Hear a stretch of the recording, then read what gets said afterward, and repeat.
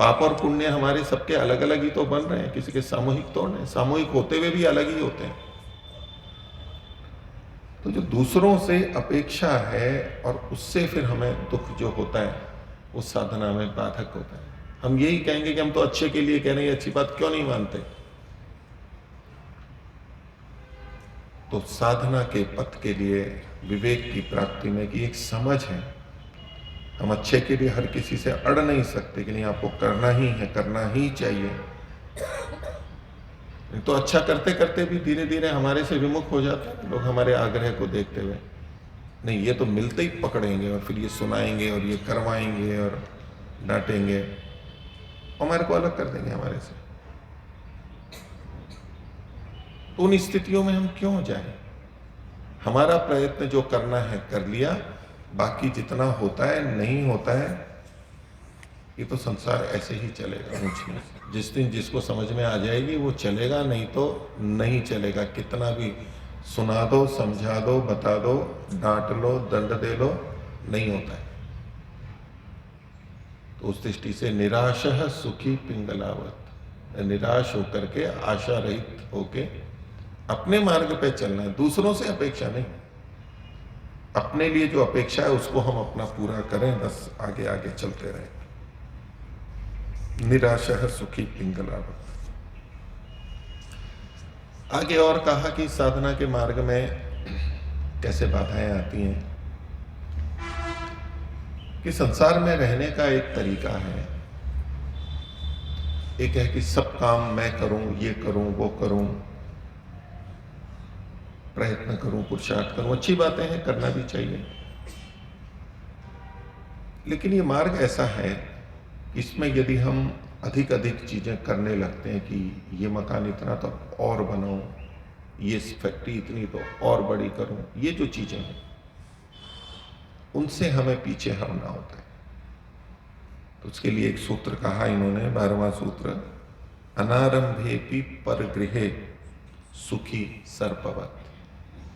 आरंभ कहते हैं किसी कार्य को प्रारंभ करना, नया करना, कि मैं घर बनाऊंगा, मैं आश्रम बनाऊंगा, मैं गुरुकुल बनाऊंगा, मैं समाज बनाऊंगा, मैं संस्था बनाऊंगा, ऐसे जो होता है। तो एक तो ये तरीका है, काम अच्छे हैं, अच्छे के लिए हैं, लेकिन जब इनको करने लगते हैं तो इनके करने में कितना समय चला जाता है। नई आर्य समाज बनाएंगे, नया आश्रम बनाएंगे, नया गुरुकुल बनाएंगे, नई संस्था बनाएंगे और बोले फिर काम करेंगे, उसमें समय बहुत जाता है। क्योंकि अनारंभे भी, स्वयं का आरंभ न करते हुए भी सुखी रहें। कैसे? पर दूसरे के घर में। एक तो है कि नहीं मेरा घर होगा तभी मैं रहूंगा, यदि कहीं अवकाश है किसी घर में और रह सकते हैं तो दूसरे के घर में रह लो, स्वयं का घर बनाने की आवश्यकता नहीं है। दूसरी आर्य समाज में चले जाओ, दूसरी संस्था में चले जाओ, बनी बनाई में चले जाओ, बने बनाए गुरुकुल में चले जाओ, जहां जो चल रहा है उसमें अपने कार्यों को कर लेना। और उदाहरण दिया सर्प के समान। तो सर्प अपना बिल नहीं बनाता, ऐसा प्रचलन में है, वो दूसरों के बनाए हुए बिल में रहता है। सांप, चूहे आदि जिन्होंने बिल बनाया है उसमें रहता है, अर्थात स्वयं नहीं बनाता है। इसको गलत अर्थ में नहीं लेना है कि हम दूसरे के घर में रहें, अपना घर बनाना चाहिए ना। धार्मिकता तो ये कहती है क्यों दूसरे के घर की इच्छा कर रहे हैं, उस गलत अर्थ में नहीं लेना है इसको। स्वार्थियों की तरह से नहीं कि खुद का नहीं तो दूसरे के घर में खाना खाएंगे, दूसरे के घर में रहेंगे, खुद कुछ नहीं करना, इस अर्थ में नहीं लेना है इसको। यह है कि जो हम अतिरिक्त चीजें अपने लिए करते हैं ये अपरिग्रह की तरफ है। ठीक है, हमारा घर बना हुआ है तो रहें, उसमें कोई बात नहीं है, लेकिन तात्पर्य कि घर में रहते हुए भी हम बहुत सारी चीजें स्वयं करने का प्रयास करते हैं। मेरे लिए अलग हो, मेरे लिए ये अलग हो, ऐसे ऐसे जो हमारे हैं, तो उसमें तो कोई सीमा नहीं है, फिर करते रहेंगे। सामूहिक रूप से कि मेरे घर में भी अलग से कुआं हो, दूसरे के कुएं से अगर पानी मिल जाता है, हो जाता है, तो अपना कुआं खोदने की जरूरत नहीं है ना वहां पर, उनके लिए जो उपकार है वो कर देंगे। हर चीज स्वयं के लिए हो ये कोई आवश्यक नहीं है। उसकी तरफ केवल संकेत है कि जो चीजें बनी बनाई हैं उनका उपयोग हम कर लें अधिक, और हम चूंकि अच्छा ही कार्य कर रहे हैं वो भी उनको भी अच्छा लगेगा। हम कोई स्वार्थ के लिए वैसे नहीं जा रहे, लौकिक स्वार्थ के लिए। तो कहा अनारंभे भी सुखी पर गृहे सुखी, दूसरों के घर में भी हम सुखी रह सकते हैं। पुस्तकों के बारे में भी हो सकता है, सुविधा के लिए व्यक्ति पुस्तकें बहुत लेते भी हैं। अब सब जने अपने घर में उतनी उतनी पुस्तकें रखें सारी, एक पुस्तकालय में भी हो जाती है, भी कभी कभी जाके देख ली जो देखनी है। दूसरों के उपयोग में ले ली, अगर दूसरे दे देते हैं तो, नहीं तो पुस्तकें भी नहीं देते वैसे। और दूसरे हमारे को अपने घर में ना रखें तो ठीक है, वहां नहीं, लेकिन जहां हो सकता है व्यवस्था वहां रह के, यानी स्वयं का सब कुछ करें, स्वयं का ही हो तो ही चलें। तो इन चीजों से बचना चाहिए। स्वयं की ही गाड़ी हो, स्वयं का ही रथ हो, तभी हम चलें। हो जाता है तो ठीक है, नहीं तो कोई बात नहीं है। हम सामूहिक चीजों में चलते हैं ना, वाहनों में, उससे भी हो जाता है। और बहुत से लोग तो इसी को सुख मानते हैं कि अच्छा है, नहीं तो फिर सब कुछ खुद करना पड़ता है। अब दूध भी पीना है तो गाय बांधनी होती है, शुद्ध तो तभी मिलता है। तो अब सब जने अपने घर पे बांधे, गांव में तो चल जाता है, शहर में नहीं चल सकता, तो दूसरे करते हैं, दूसरों से ले लिया। अब अनाज भी हम स्वयं ही पैदा करें, अपने ही खेत हो, अपने ही उसमें करें। कपड़ा भी हम, कपास भी बनाएं, कपड़ा भी हम स्वयं करें, सब कुछ स्वयं करें, कोई आवश्यक नहीं है। दूसरे करते हैं, उससे सहयोग लेकर के हम कार्यों को करते हैं। ऐसे ही बहुत सारी चीजें उसकी तरफ संकेत है। अनारंभे भी परगृहे सुखी सर्पवत। आगे एक सूत्र में, अगले सूत्र में एक और बात कही।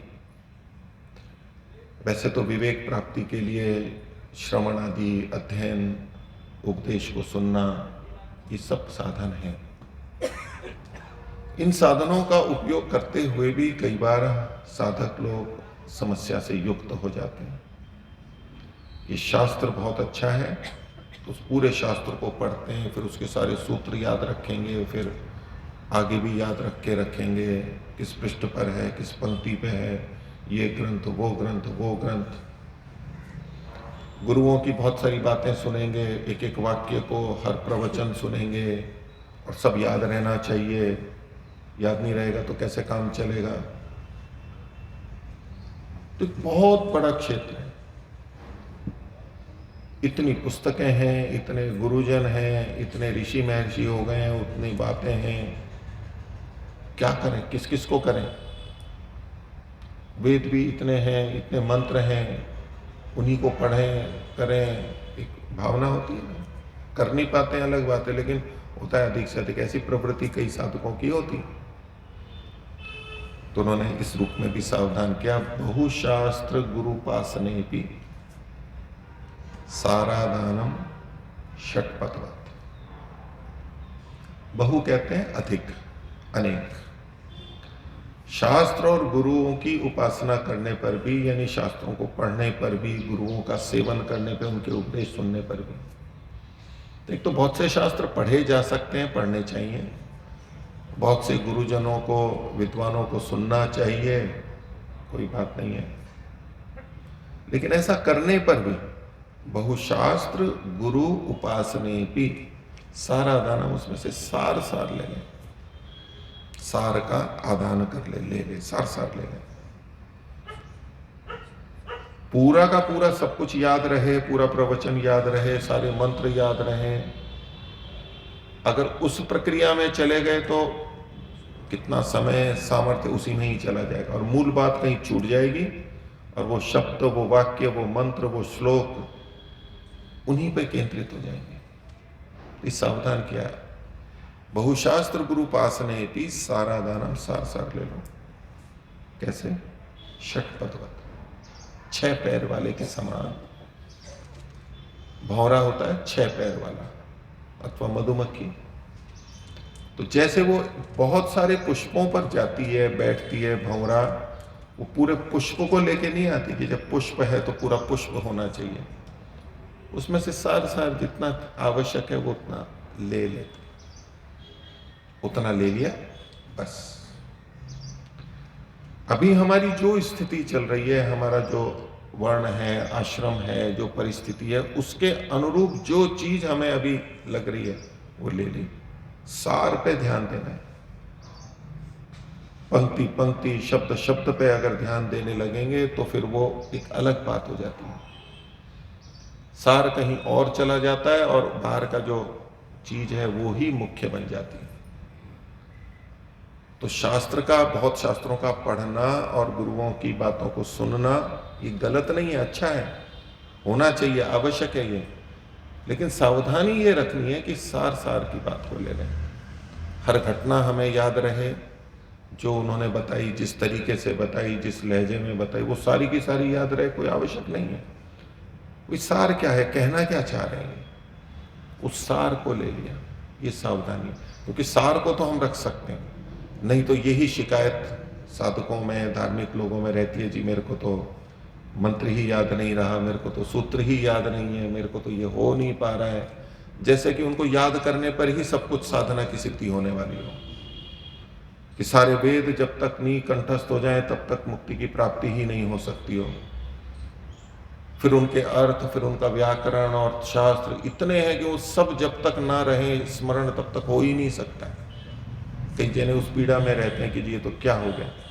कोई बात नहीं, आपको जितने मंत्र याद रहते हैं ठीक है, नहीं रहते तो कोई बात नहीं है। सूत्र याद रहते हैं तो अच्छी बात है, नहीं रहते तो कोई बात नहीं है। लेकिन उस मंत्र में या सूत्र में जो बात कही गई वो अगर हमने कर ली, ईशावास्यम इदम भले ही याद नहीं है लेकिन एक भाव पकड़ लिया कि ईश्वर सर्वव्यापक है, बस उसको समझना है। क्योंकि ये तो भाषा और ये तो सब शास्त्र तो माध्यम है, गुरुजन माध्यम है, शास्त्र माध्यम है। कुछ बोध हमारे अंदर पैदा करना चाहते हैं, वो बोध हमारे अंदर पैदा हो जाए, उस समझ को हम कर लें तो रास्ते पे चलेंगे। नहीं तो यही लगा रहेगा कि जी योग दर्शन तो पूरा याद हुआ ही नहीं तो मुक्ति कैसे होगी। और योग दर्शन के इस सूत्र का अर्थ तो अभी तक समझ में ही नहीं आया तो मुक्ति कहाँ से होगी। ये शब्द क्या है, कैसे बना है, यही मेरे को समझ में नहीं आया तो मुक्ति कैसे होगी। ऐसे उलझना नहीं है। बहुशास्त्र गुरु पास में भी बहुत सारे शास्त्र और गुरुओं का संपर्क है, कर सकते हैं, करें, लेकिन सार सार की बात को ले लें। और हर व्यक्ति के अपने जीवन में जो अभी चल रहा होता है उसके अनुरूप चीजें हम पकड़ लेते हैं। उसी शास्त्र को जब हम कुछ वर्षों के बाद में पढ़ते हैं तो मैं कुछ और बातें पकड़ में आती हैं, क्योंकि अभी हमारी स्थिति स्तर अलग हो जाता है। पहले कभी कुछ अलग स्तर था तो हमने कुछ अलग बातें पकड़ी थी। जो जो अच्छी बातें हैं उनको ले करके, उसको भावना में रख के और अपना बस हम अपना साधना और अध्यात्म के पथ को, विवेक को आगे बढ़ाते रहें, इसलिए ये सावधानी की गई है। महर्षि कपिल भी शास्त्रों के विरोधी नहीं है, समर्थक ही है, गुरुओं के विरोधी नहीं है, समर्थक है। लेकिन एक साधना में सावधानी बताई जा रही है कि विवेक प्राप्ति में, क्योंकि जो विवेक है, जो सार है वो हमें लेना है, नहीं तो विवेक कहीं छूट जाएगा और स्थूल रूप रह जाएगा, ऐसा हमारा जीवन ना हो जाए। तो बहुशास्त्र गुरु पास में भी सारा दानम षटपद। आगे और सावधानी कही कि जो हमारा लक्ष्य होता है उसको अवश्य हमें स्मरण रखना है, उसको नहीं छोड़ना है। और चीजें हम कितनी भूल जाते हैं, कुछ का कुछ हो जाता है, वो होगा कारण लक्ष्य को हम छोड़ देते हैं।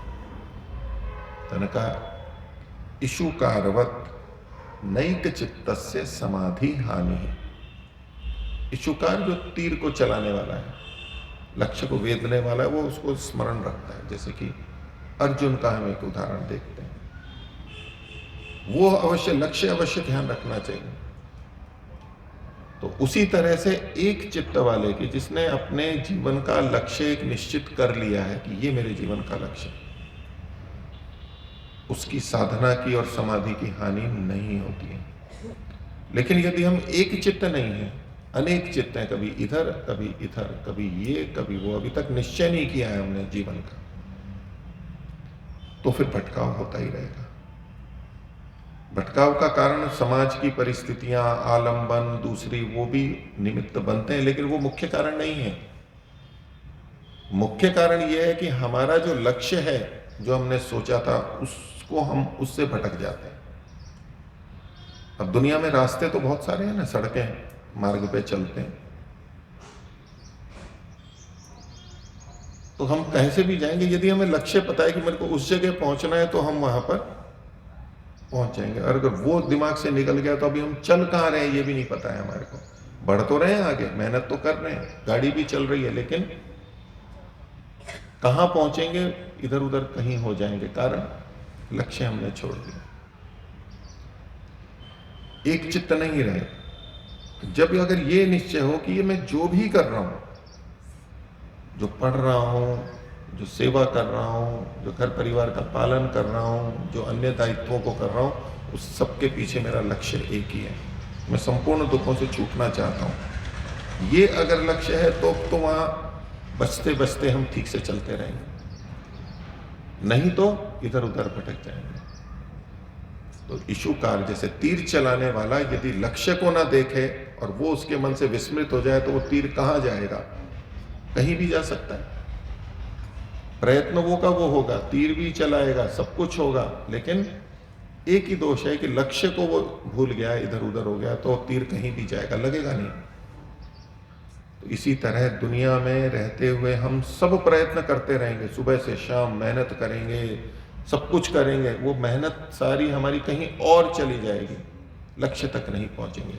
तो कहा इशुकारवत नैक चित्तस्य समाधि हानि, जिसका एक चित्त है उसकी लक्ष्य की हानि कभी भी नहीं होगी, इस साधना की हानि नहीं होगी। इसलिए लक्ष्य का स्मरण बार बार किया जाता है, परमात्मा का स्मरण बार बार किया जाता है, सुबह शाम किया जाता है। वो लक्ष्य है हमारा, मुख्य लक्ष्य वो है, हम जो विस्मृत करते रहते हैं। तो ये कुछ सावधानियां इन्होंने बताई हैं। और एक और बात आगे कही कि जो व्रत और नियम हम लेते हैं, उनको जब हम छोड़ देते हैं, भूल जाते हैं, तो अनर्थकता हो जाती है जैसे संसार में होती है। व्रत नियम लंघनात् अनर्थक्यम लोकवत, लोक के समान। जो व्रत और नियम हमने अपने वर्णाश्रम के अनुसार साधना पथ में जो लिया है, सारे नहीं लिए कोई बात नहीं, लेकिन जितने लिए हैं उनका हम स्वयं जानबूझ के उल्लंघन करते हैं। तो जैसे लोक में किसी वचन को देने पे निंदा होती है या गलत हो जाता है, ऐसे साधना में भी होता है, हम उसे छोड़ना नहीं है। और अगले सूत्र में कहा तद विस्मरणे भी भेकीवत, यदि हम भूल गए और फिर व्रत नियम का छूट गए, तब भी वैसी ही हानि होगी। जानबूझ के छोड़ा, उल्लंघन किया, तब भी हानि होगी, और भूल गए तो भी हानि होगी। तो जो भी व्रत और नियम लिए हैं, हमने संकल्प लिए हैं, जितने भी छोटे बड़े, उनको भी स्मरण रखना है, लक्ष्य भी स्मरण रखना है, और उसकी प्राप्ति के लिए जो जो व्रत और नियम लिए उनको बार बार मन के अंदर रखते हुए उसका उल्लंघन ना हो, चलते रहें, फिर और व्रत हम लेते रहेंगे। ये कुछ बातें इस चौथे अध्याय के सूत्रों से हमने देखी। महर्षि कपिल हमें साधना के प्रति सजग और आगे बढ़ने में हम निर्बाध रूप से जा सकें, उनकी तरफ संकेत कर रहे हैं। आज का विषय इतना ही रखते हैं अभी का, फिर आगे सायंकाल करेंगे। ओम शांति।